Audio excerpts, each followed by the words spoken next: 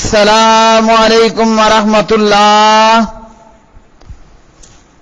پیارے بھائیوں اور میری معززات ماؤں بہنوں، ترجمہ تفسیر القرآن الکریم سبق نمبر ہے 39، آیت 108 تا 112۔ اعوذ باللہ من الشیطان الرجیم۔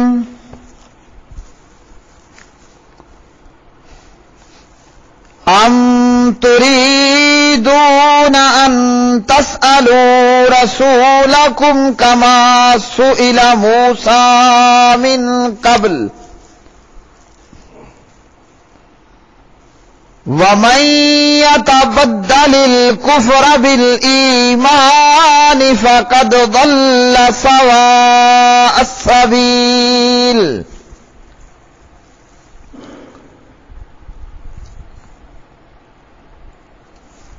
ود كثير من أهل الكتاب لو يردونكم من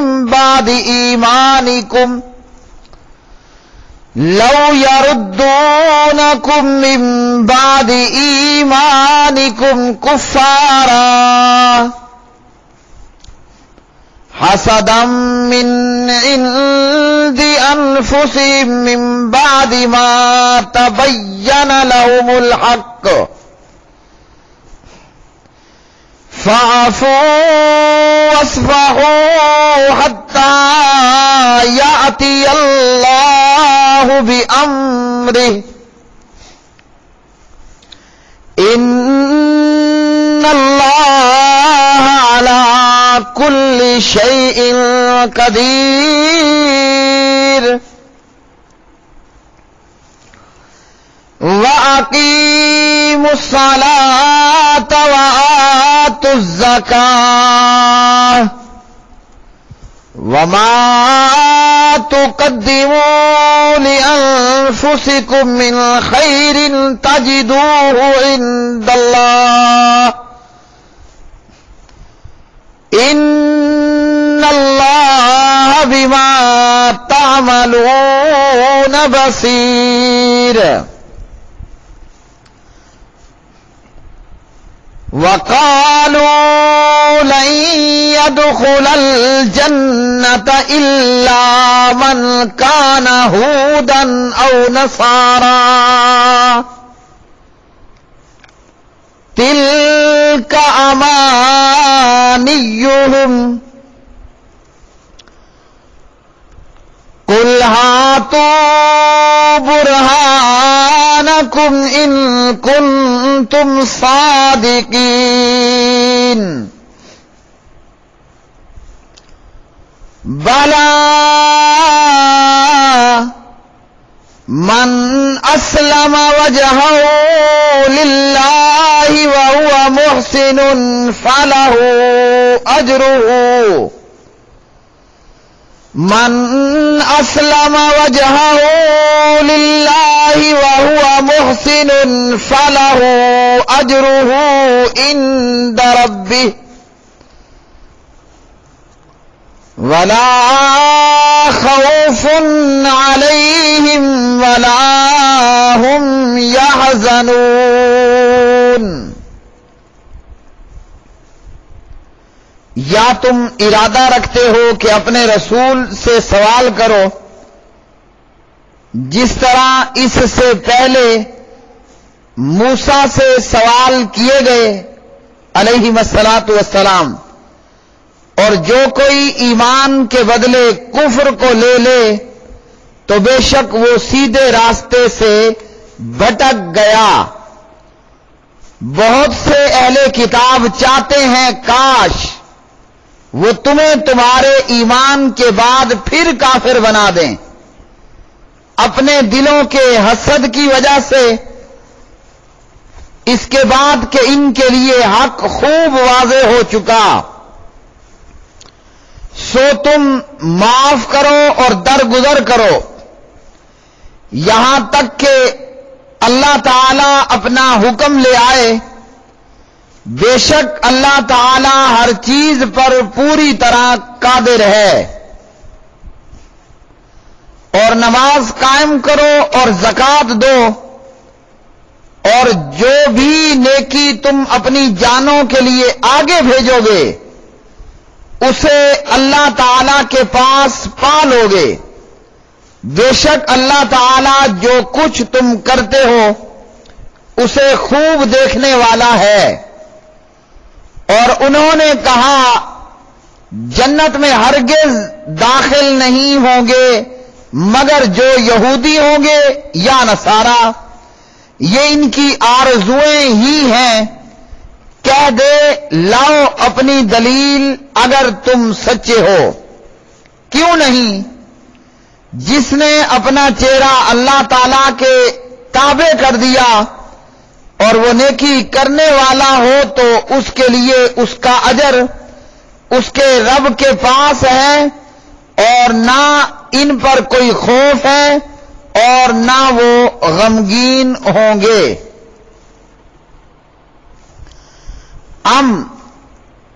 کیا تریدون، تم چاہتے ہو، ان یہ کہ تسألو تم سوال کرو، رسولکم اپنے رسول صلی اللہ علیہ وسلم سے، کما جیسے سئلا سوال کیے گئے موسیٰ علیہ السلام سے، من قبل اس سے پہلے، ومن اور جو کوئی یتبدل بدلے میں لے لے الکفر کفر کو بالایمان ایمان کے عوض، فقد تو تحقیق ذلہ وہ بھٹک گیا، سوا سیدھی السبیل راہ سے، ودہ چاہتے ہیں کثیر بہت سے، من اہل الکتاب اہل کتاب میں سے، لو کاش کے، یردونکم وہ پھیر دیں تمہیں، من بعد ایمانکم تمہارے ایمان کے، کفارن کافر، حسدن حسد کرتے ہوئے، من عند انفسہم اپنے دلوں سے، من بعد ما اس کے بعد کہ تبین واضح ہو گیا، لہم ان کے لیے، الحق حق، فاعفو سو تم معاف کرو، وصفحوا اور درگزر کرو، حتیٰ کہ یاتیا لے آئے اللہ تعالی بامرہ اپنا حکم، انا بلا شبہ اللہ تعالی علی کل شیء ہر چیز پر قدیر خوب قادر ہے۔ واقیموا اور تم قائم کرو، الصلاۃ نماز، وآتوا اور تم دو، الزکاۃ زکات، وما اور جو کچھ تقدموا تم آگے بھیجو گے، لانفسہم اپنے نفسوں کے لیے، من خیر کوئی بھلائی، تجدوہ تم پاؤ گے اسے، عند اللہ کے پاس، انا بے شک اللہ تعالی بما تعملون جو تم عمل کرتے ہو، بصیر خوب دیکھنے والا ہے۔ وقالو اور انہوں نے کہا، یعنی یہودی اور عیسائیوں نے، لن يدخل ہرگز نہیں داخل ہوں گے الجنہ جنت میں، الا مگر من وہ جو کانا ہوں گے ہودن یہودی، او یا نصارا عیسائی، تل کا یہ امانیہم ان کی خواہشیں ہیں، قل کہہ دیجئے ہاتو تم لاؤ برہانکم اپنی دلیل، ان اگر کنتم ہو تم صادقین سچے، بلا کیوں نہیں، من جس نے اسلمہ جھکا دیا، وجہو اپنا چہرہ، للہ اللہ تعالی کے لیے، وہوا اور وہ محسن نیکی کرنے والا ہے، فلہو تو اس کے لیے ہے، اجرہ اس کا اجر، عند ربہ اس کے رب کے ہاں، ولا خوف اور نہ کوئی خوف ہوگا، علیہم ان پر، ولا ہم یحزنون اور نہ وہ غمگین ہوں گے۔ پیارے بھائیوں اور میری بہنوں، ان آیات بینات کے اندر اللہ سبحانہ و تعالی نے فرمایا کہ تم یہ چاہتے ہو کہ رسول صلی اللہ علیہ وسلم سے سوال کرو جس طرح اس سے پہلے موسیٰ علیہ السلام سے سوال کیے گئے، کہ پیچھے بھی گزر چکا اور آگے بھی ہے کہ موسیٰ علیہ السلام سے بھی اس قسم کے سوالات ہوئے. مثلا سوال ہوا کہ ہم اللہ تعالیٰ کو کھلم کھلا دیکھنا چاہتے ہیں. ان اہل کتاب نے بھی بے ادبی اور گستاخی کا یہ رویہ رکھا اور ایسے سوالات کرتے رہے جن سوالات کا کوئی تک نہیں بنتا تھا. تو یہاں بھی مسلمانوں کو بھی منع کیا گیا کہ ایسے سوالات مت کرو کہ ان کے اترنے کے بعد جو ہے وہ معاملہ تمہارے ہی لیے بہتر نہ نکلے، بلکہ سوال وہ کرو کہ جو صحیح ہو. تو اللہ سبحانہ و تعالی نے بے جا بے تکے نکمے بیکار سوال کرنے سے منع کیا. اور حدیث میں آیا ہے کہ ان اعظم المسلمین جرما من سال عن شیء لم يحرم فحرم من اجل مسألته. مسلمانوں میں سے سب سے بڑا جرم اس بندے کا ہے جس نے کسی ایسی چیز کے متعلق سوال کیا جو حرام نہ تھی مگر اس کے سوال کرنے کی وجہ سے حرام دے دی گئی. صحیح بخاری حدیث نمبر 7289 7289. تو پیارے نبی علیہ الصلوۃ والسلام نے اس حدیث میں فرمایا کہ بڑا مجرم وہ ہے، بڑا جرم اس کا ہے کہ سوال کیا اور کوئی چیز حرام نہ تھی مگر اس کے سوال کی وجہ سے، سوال کے کارن وہ چیز حرام قرار دے دی گئی. مطلب کیا ہے کہ بیکار کے سوال نہیں کرنے. اور ایسے بے شمار لوگ ہم نے دیکھے ہیں، وہ سوال کرتے ہیں کہ ایک عورت مر گئی ہے اور نہیں پتہ چل رہا کہ وہ مسلمان ہے یا کہ وہ کافرہ ہے اور اس مسلمان ہونے کی کوئی نشانی نہیں ہے. اب یہ سوال کیا حقیقت میں وقوع پذیر ہوا؟ نہیں ہوا، مفت میں بیکار اور فضول کا سوال ہے. اور بخاری مسلم میں حضرت مغیرہ بن شعبہ رضی اللہ تعالی عنہ کی روایت میں ہے کہ نبی علیہ الصلوۃ والسلام بیکار اور فضول گفتگو اس سے منع کرتے اور بہت زیادہ سوالات کرنے سے بھی منع کرتے اور مال کے ضائع کرنے سے بھی پیارے نبی علیہ الصلوۃ والسلام منع کرتے تھے. انه كان ينهى عن قيل وقال وکثرت السؤال واضاعت المال. صحیح بخاری حدیث نمبر 7292. اور اسی طرح یہی حدیث صحیح مسلم میں 1715 نمبر پر. تو پیارے نبی علیہ الصلوۃ والسلام منع کیا کرتے تھے بیکار کی گفتگو سے، بلکہ دیگر حدیث کے اندر آپ نے فرمایا بات کرنی ہے تو اچھی بات کہو، فلیقل خیرا، کوئی بات کرنی ہے اچھی اور درست بات کہو، او لیصمت، یا پھر چپ رہو، او کما قال علیہ الصلوۃ والسلام. تو اس حدیث میں بھی آپ نے کیلو کال سے بیکار کی گفتگو سے منع کیا. اور ایک اور حدیث کے اندر آپ نے فرمایا دو چیزوں کی ضمانت دو میں تمہیں جنت کی ضمانت دوں گا، ایک وہ جو جبڑوں کے بیچ میں ہے اور ایک وہ جو ٹانگوں کے بیچ میں ہے. تو پیارے نبی صلی اللہ علیہ وسلم نے بیکار بات کرنے، بیکار کی فضول کی گفتگو سے منع فرمایا اور بہت زیادہ سوالات کرنے سے بھی منع کیا. کیا مطلب بیکار سوال، بہت زیادہ سوالات جن سوا سوالات کا کوئی تک نہیں بنتا، جن کا کوئی سر پیر نہیں بنتا، جن کا کوئی کام مطلب نہیں ہے، مفت کے بیکار کے سوالات نہیں کرنے چاہیے. اور اسی طرح ایک اور حدیث میں صحیح مسلم میں آپ صلی اللہ علیہ وسلم فرماتے ہیں کہ مجھے چھوڑ دو جب تک میں تمہیں چھوڑے رکھوں. فَإِنَّمَا هَلَكَ مَنْ كَانَ قَبْلَكُمْ بِكَثْرَةِ سُؤَالِهِمْ. فرمایا کہ تم سے پہلے لوگوں کو کثرت سوال اور اپنے انبیاء علیہ الصلوۃ والسلام سے اختلاف ہی نے تباہ و برباد کر دیا. تو لہذا جب میں تمہیں کوئی حکم دوں طاقت مطابق اس کے اوپر عمل کرو، اور جب کسی چیز سے منع کروں تو اس سے پھر مکمل طور پر اجتناب کرو، اس سے بچو. تو فرمایا فَإِنَّمَا هَلَكَ مَنْ كَانَ قَبْلَكُمْ بِكَثْرَةِ سُؤَالِهِمْ. تم سے پہلے لوگ جو ہے وہ کثرت سوال، بہت زیادہ سوالات کرنے کی وجہ سے اور اپنے انبیاء سے اختلاف کرنے کی وجہ سے وہ تباہی اور بربادی کا شکار ہوئے۔ اور یہ سوال کب ہوا؟ پیارے نبی علیہ السلام نے فرمایا حج فرض ہے۔ اب ایک بندہ پوچھتا ہے کہ کیا ہر سال حج فرض ہے؟ اور اس بندے نے 3 مرتبہ پوچھا، ہر سال حج فرض، ہر سال حج فرض، ہر سال حج فرض ہے؟ نبی علیہ الصلوۃ والسلام نے فرمایا نہیں، ہر سال حج فرض نہیں ہے۔ لو قلت نعم لوجبت، فرمایا اگر میں ہاں کہہ دیتا تو ہر سال ہی حج کرنا واجب ہوتا اور تمہیں ہر سال حج کرنے کی اطاعت نہ ہوتی۔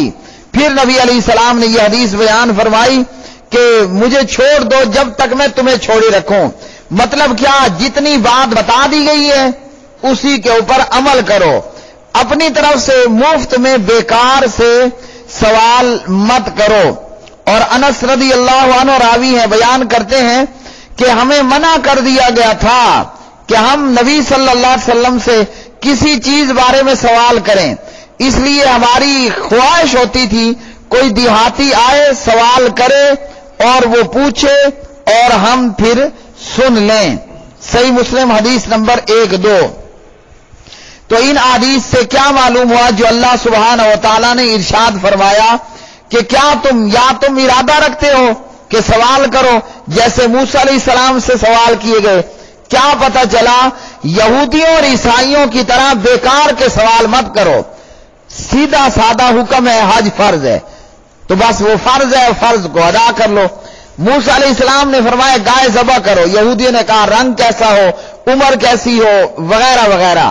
تو یہ وہ بیکار سوال ہیں، کام کا سوال کرنا وہ درست ہے۔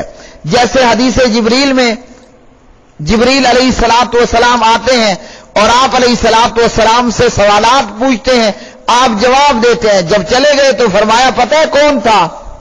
اور صحابہ کی یہ بھی عادت ہوتی، جب آپ پوچھتے تو صحابہ کہتے تھے اللہ اور اس کا رسول بہتر جانتا ہے۔ پوچھا پتہ ہے کون تھا؟ صحابہ نے فرمایا نہیں، تو کہا یہ جبریل تھا علیہ الصلوۃ والسلام، تمہیں تمہارا دین سکھانے آیا تھا، او کما قال علیہ الصلوۃ والسلام۔ تو اس آیت کا مقصد کیا ہے؟ بنی اسرائیل کی طرح بیکار کے سوال مت کرو، جو سوال ضرورت کا ہو وہ تو کرنا ہے، بیکار کے اور مفت کے سوالات کرنا اس سے منع کیا گیا ہے۔ اور پھر جتنا علم ہو اس علم کے اوپر جو ہے وہ عمل بھی کرنا ہے۔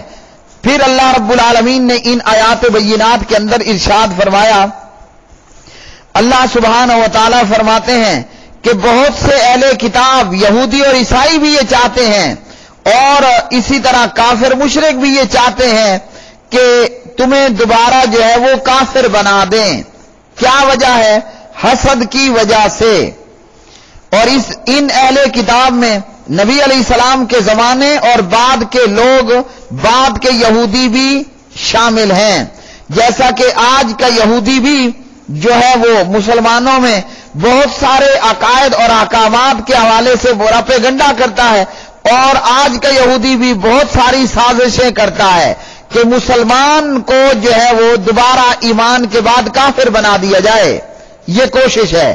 اور یہودیوں کی آج کی کوششوں میں، یعنی گزرے ہوئے دنوں یا موجودہ دنوں یا آئندہ دنوں میں سے، کہ مسلمان کو، مومن کو ایمان لانے کے بعد کافر بنا دیا جائے، ان کوششوں کے اندر مرزا غلام قادیانی مردود لعنتی لعین ملعون کا بھی کردار تھا۔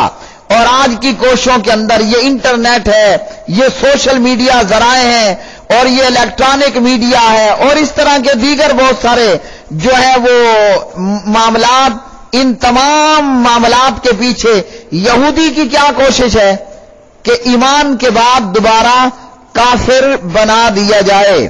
اور ان کی یہ کوشش ہے کہ اگر یہ یہودی عیسائی نہیں ہوتے تو کم از کم اپنے دین پر بھی باقی نہ رہیں۔ اب فرمایا حسد من عند انفسہم، اپنے دلوں کے حسد کی وجہ سے۔ اور یہ حسد کیا ہے کہ ان لوگوں نے حق کو پہچاننے کے باوجود اسلام کو اختیار نہیں کیا۔ اب یہ چاہتے یہ ہیں کہ ہم اگر اس نعمت سے دور رہے ہیں تو کلمہ پڑھنے والوں کو بھی اس نعمت سے دور کر دیا جائے۔ اس پر اللہ رب العالمین نے فرمایا کہ جب تک اللہ کی طرف سے لڑائی کا حکم نہیں آتا عفو درگزر سے کام کرو اور عفو درگزر سے کام لو، اور ان یہودیوں کے ان حملوں اور حسد اور ان کی ان سازشوں کو لے کر کہیں بے قابو نہ ہو جانا۔ اللہ رسول صلی اللہ علیہ وسلم کی تعلیمات پر عمل کرنا ہے اور نماز کا قائم کرنا ہے، زکوٰۃ ادا کرنی ہے۔ کب تک؟ کہ جب تک اللہ سبحانہ و تعالیٰ کا حکم نہیں آ جاتا۔ اور حکم پھر میرے پیارے بھائیوں کیا آیا کہ بنو نذیر اور بنو قینقاع یہ یہودیوں کے دو قبیلے، ان کو مدینہ سے جلا وطن کر دیا گیا اور بنو قریظہ کے یہودیوں کو قتل کر دیا گیا۔ وآخر دعوانا ان الحمد للہ رب العالمین۔